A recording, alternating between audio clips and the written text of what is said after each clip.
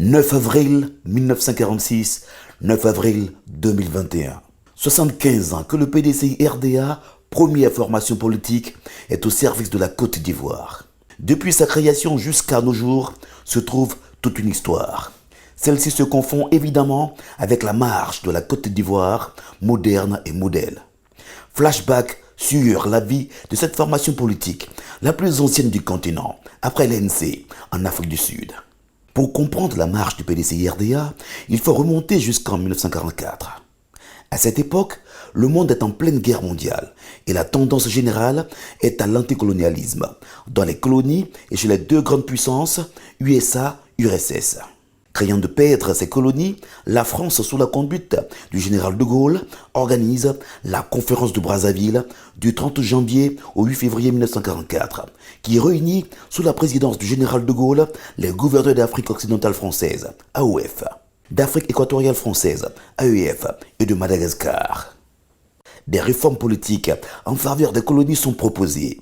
L'accès aux emplois, la liberté d'association, la suppression du travail forcé, la représentation des Africains dans les assemblées françaises, la création d'assemblées élues dans les colonies, le développement de l'instruction.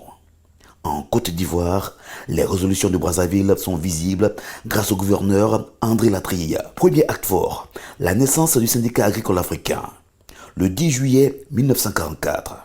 Nos parents là ont quitté, en tout cas Dadié, Anoma, ont quitté à Bangoro pour venir s'installer ici, faire des plantations.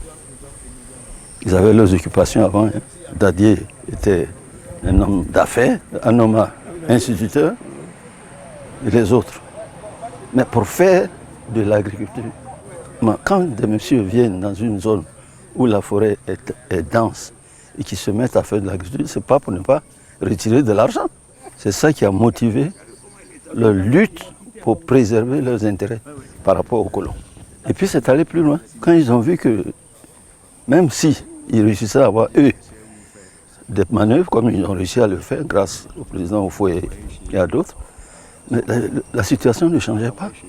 Il fallait continuer ce combat au niveau politique pour que le noir puisse avoir accès à tout.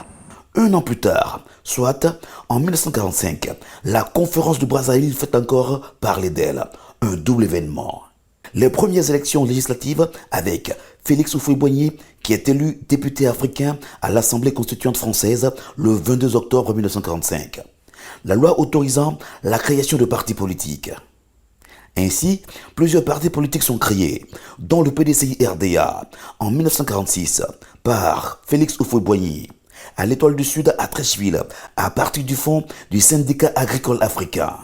Faut-il l'indiquer, le PDCI jouit d'emblée d'une dimension nationale, par son recrutement dans tous les milieux, par son implantation sur tous les territoires, par son programme axé sur l'abolition de l'exploitation coloniale et de son institution fondamentale, le travail forcé.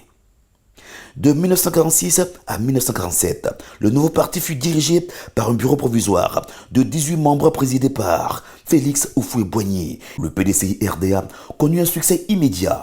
Il comptait 271 000 adhérents dès 1947, 350 000 en 1948, plus d'1 million après 1950. C'est donc un parti organisé, un parti populaire qui allait mener la lutte anticoloniale jusqu'à l'indépendance. En vertu du droit inaliénable qu'a tout peuple de disposer de lui-même, je proclame solennellement, en ce jour béni du 7 août 1960, l'indépendance de la Côte d'Ivoire. Le PDCI-RDA incarne dans la durée une tradition politique, celle du nationalisme ivoirien et du développement dans la paix et l'unité. Ce n'est un secret pour personne. Le PDCI a été fondé pour servir le vaillant peuple ivoirien. Et il a bien servi en le soustrayant du joug colonial et en le conduisant à l'indépendance politique. Il a également fait de la Côte d'Ivoire, 40 années durant, un pays prospère, pacifique et fraternel, un pays essentiel et incontournable en Afrique, une locomotive de la région ouest-africaine, La Côte d'Ivoire moderne et modèle, c'est indiscutablement l'œuvre du PDCI RDA. Et ce, grâce au père fondateur, Félix Houphouët-Boigny. Des infrastructures économiques, en passant par celles éducatives jusqu'au centre de santé. Félix Houphouët-Boigny a marqué son passage jusqu'à sa disparition le 7 décembre 1993. Son successeur, le président Henri Konan Bédié, un bon disciple, a poursuivi l'œuvre gigantesque pendant 6 ans. L'on se rappelle encore des 12 chantiers de l'éléphant d'Afrique. Malheureusement, les ennemis de la paix vont orchestrer un coup d'État injuste qui va plonger le pays dans une instabilité politique. Le président Henri Konan Bédié sera contraint à l'exil, mais de loin, il n'a pas baissé les bras. Le PDCI a survécu aux attaques de tout genre. Devenu un parti d'opposition après la rupture d'avec le RHDP en août 2018, le PDCI reste fidèle à sa vision pour la construction d'une Côte d'Ivoire réconciliée. Il n'y a pas de place pour l'illégalité et la haine.